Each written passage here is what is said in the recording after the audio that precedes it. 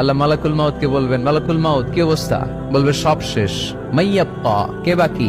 মালাকুল মাউত বলবে জিনেরা বাকি, যাদেরকে দেখা যায় না। আল্লাহ বলবেন জিনদেরকেও শেষ করে ফেলো, রুহু কবজ করো। মালাকুল মাউত আজরাইল জিনদের রুহু কবজ করবে। আল্লাহ এবার জিজ্ঞেস করবে, ইয়া মালাকাল মাউত আখবিরনি মাইয়াব্বা, এবার বলো আর কে বাকি? মালাকুল মাউত বলবে, আল্লাহ মানুষগুলো সব শেষ, জিনগুলাও শেষ, এবার বাকি ইবলিস শয়তান। কে বাকি?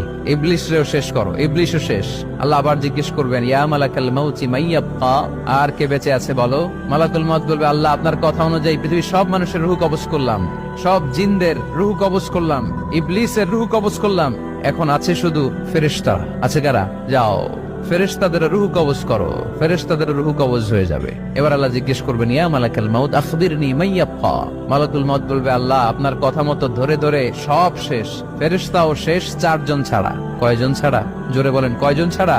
ইসরাফিল, জিব্রাইল, মিকাইল,